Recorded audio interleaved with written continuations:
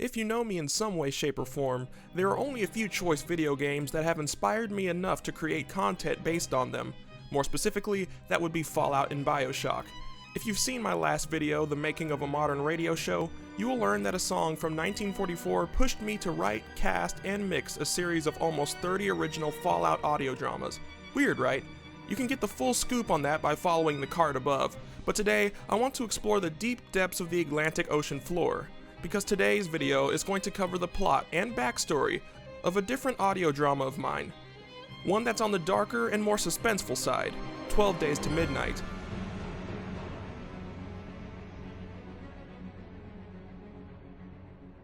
Before we get into it, I want to address a few features that my Making of the Walter and Bunny series had that didn't plague this show. Remember the list of complications including voice actors missing their deadlines, struggles to get a hold of certain people, and all that other crap? Hardly prevalent at all with 12 Days to Midnight. Maybe I just got lucky making this show because even though the process was slow, it wasn't due to petty little issues. However, I was concerned about viewership and how it would perform based on the True Vault Escapades series. I mean, think about it. Fallout has amassed an entire army of a community, and those numbers only doubled with the mainstream hit that was Fallout 4. Now I'm making the show about Bioshock, a big and respected title indeed, but one can almost confirm it doesn't have a following anywhere close to Fallout's. But let's back up a moment.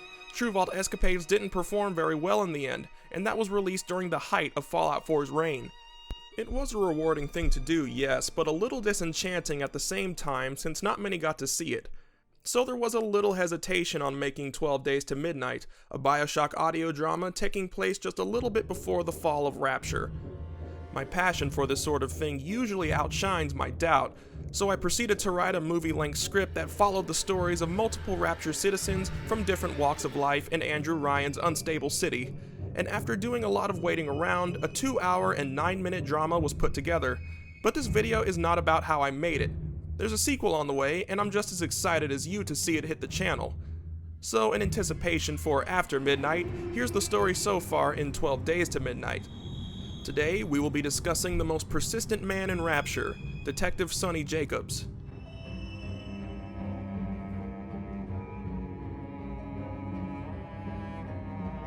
No such thing as a one-way ticket out of this place, and business obviously dried up. Gotta think up something before time runs out. About now, Rapture's sounding like a second Berlin. So our story begins, and quite honestly, in the most disturbing area of Rapture, or at least it was going to be, Fort Frolic. A Bioshock connoisseur such as myself could probably point out the similarities of Detective Sonny Jacobs and Detective Booker DeWitt from the Burial at Sea DLC for Bioshock Infinite, because, well, that's who it was roughly based off of. The evil and sadistic performer Sander Cohen, one of Rapture's most respected citizens, is approached by a young woman named Mary Taylor who, like many, want Hollywood-style stardom by being one of Cohen's entertainers, in this case a dancer. She pursued this dream without the knowing of her family in order to surprise them with her newfound career, which left them worried for her safety. Sander basically put Mary on hold until further notice. Meanwhile, the Taylor family put out a call to Detective Sonny Jacobs, who has been part of the Rapture security force basically since the beginning, but he felt it was time to turn a new leaf in his life by going private. This proved good for business as Mr. Jacobs' close ties with the higher-ups in the force, like Chief of Security Sullivan for example, made him more desirable to clients. He accepted the case and took his first steps by meeting his former partner, Vance, at the Mermaid Lounge in Siren Alley. Vance himself had also dropped out of the force to become a casting agent for Sander Cohen. This was a match made in heaven for Sonny, since he could easily get a hold of him. Sonny was already skeptical about Cohen, being so intertwined in Rapture's high society before. He knew he was an odd character to start, but his knowledge of people going missing in Fort Frolic here and there made him suspicious of something sinister going on there. Vance didn't much care for the ambush of question about his new boss, but he agreed to comply with Sonny for old time's sakes. Vance met with Mary Taylor alright, but he hasn't seen her since approving an audition with Sander Cohen. That much was true. But Vance was about to flush years of friendship down the drain. Sonny planned to retrieve Mary by the end of the night, but in the meantime, Vance had notified Sander Cohen in advance. So, back in Fort Frolic, Sander acted quickly with his true intentions for Mary. After lying about casting her for a role in his next film, Cohen lured Mary somewhere privately and murdered her with a knife. Now, if you're familiar with the first Bioshock, you'll know that Cohen did this to many girls only to cover their bodies in plaster and pose them in dancing positions for his vicious and surreal form of art. Though Sander was an oddball to start with, his heavy use of plasmid cocktails and splicing sent his sanity to the point of no return. Mary became one of the first renditions of his corpse dancers, and Detective Jacobs had no clue he had been betrayed. That night during a packed performance, Sonny worked his way backstage with his cop credentials and was quickly confronted by Kyle Fitzpatrick, Sander's right-hand disciple. Before possibly getting shot by the young protege, the detective lightly burned him with a quick shot of the incinerate plasmid. Soon after, Cohen revealed himself to Sonny, lifting Jacobs and tossing him around like a rag doll with the telekinesis plasmid. And after being incapacitated, Sander vaguely revealed to him that Vance, his best buddy and former co-worker, had sold him out. Sometime during that night or early morning, Detective Jacobs awakens hazily to half of his body being frozen in Poseidon Plaza by Sander Cohen's other disciple, Martin Finnegan. If you recall, he's the one obsessed with the Winter Blast plasmid. Since Martin himself is on the way to insanity from splicing as well, he plans for Mr. Jacobs to be made into a human ice sculpture. It's briefly mentioned by Finnegan that Mary had something similar happen to her, unfortunately confirming his suspicions. I've got a pose all picked out for you. After a few failed attempts to negotiate his way out of Martin's clutches, Sonny uses every ounce of incinerate he can to break out of the ice and scrambles back to the main area of Fort Frolic. No patrons are around as the area is closed for the night, still leaving the detective vulnerable. Sander hears the commotion play out and lets Sonny know that he's coming down to finish the job. Jacob sprints as hard as he can to the bathysphere dock he came in on, but is interrupted by Cohen teleporting behind him and emptying 2 rounds in his back. Though all seemed lost for Sonny's mission, he manages to get back up and evade Sander Cohen once more. Only barely dodging a security lockdown, he manages to seal himself in the bathysphere and escape Fort Frolic nearly dead. After a grueling ride to the other side of the city, a slowly bleeding Sonny works his way around Rapture in order to make it back to Mary's family. In the meantime, the Taylor family, including Tilly, the mother, Gail, the sister, and James, the brother, sits down to dinner in their shared city home. It's a tense one, as efforts to divert the conversation from their missing family seems to fail effortlessly.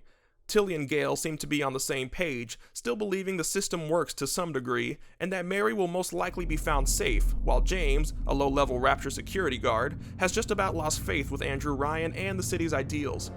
Just as the conversation gets heated, Detective Jacobs arrives at the door bewildered and out of breath. He passes out on the floor from his wounds, while Tilly and James tend to his wounds with Adam. Sonny awakens in the home's guest room with Tilly and James overseeing him, and though the detective makes a full recovery, the news they've been eagerly awaiting isn't what they wanted. Sonny spares the brutality of the murder, but makes it very clear that their daughter and sister wouldn't be coming back. He goes in depth about Sander's position of power preventing many of his actions not to be picked up on the radar, and efforts to bring him to justice through Rapture security would be in vain, Sonny being living proof. Though James storms out of the room in pure anger, Tilly is told by Sonny that he's still going to be pursuing the case to the end. The only thing he required out of the Taylor family is to maintain their silence. If word gets out about the detective's efforts, it could cost him his life. Sonny knew that Vance would be attending the upper echelon New Year's party at the Kashmir restaurant the next night, so he planned to confront him there and play hardball this time. Though Tilly and Gail honored his terms in the name of justice, James was absolutely livid and taken aback by these new revelations. Getting tired of the pace this case was taking, he took matters into his own hands by fuming these details to Chief of Security Sullivan and demanding answers he wouldn't get. Sullivan was alarmed that a former employee of his got a hold of this disturbing information and made plans to have him assassinated. Conveniently, Sullivan had been recently collaborating with philosopher and former intelligence hound Trenton Bigsby, who had been violently interrogating possible Atlas conspirators for the city government. Since Bigsby was attending the Kashmir Ball himself, Sullivan gave him one last order to stalk and kill Detective Jacobs. No torture, no games. I got a call about some snoop that's trying to slither his way in business he ain't got no reason in being a part of. Figures. Yeah, well, this is different. I can't tell you what, but I can tell you who. It's some loudmouth named Sonny Jacobs. Bastard plans on making headlines, and we can't let that happen. Ex-cop, too. Someone I used to know. On the night of the lavish masquerade party, Sonny Jacobs discovered Vance at a table where he sat across from him. A very shocked Vance tried his best to keep his cool, obviously expecting Jacobs to be dead by now after he snitched to Cohen about his coming visit. Sonny admitted that he was a fool to believe his former friend's confidentiality, and expressed how betrayed and angry he was, even regretting withholding information in the past that Vance once illegally worked with Frank Fontaine. Sonny held him at gunpoint underneath the table to keep him still. Vance kept a smug demeanor and continued to deny his passing of the information along to Cohen. But the detective managed to break his former partner's false persona. He pressed for Vance to give away where he could find Sander once again, but before he could reveal the truth about Cohen's next move, Atlas's devastating New Year's attacks across the city began, beginning with a bomb in the Kashmir that sent both Sonny and Vance flying across the restaurant, killing Vance and leaving Sonny with burns on his face. As for Trenton Bigsby, he couldn't find a safe window to isolate Sonny and ended up fleeing with the rest of the partygoers as the attack ensued.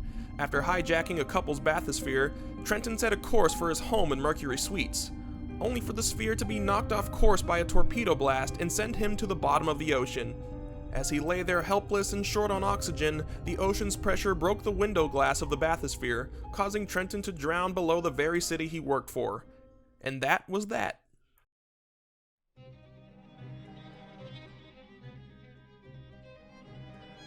Detective Sonny Jacobs managed to pull himself from the rubble at the Kashmir and run back to his apartment building before Atlas's men could find him.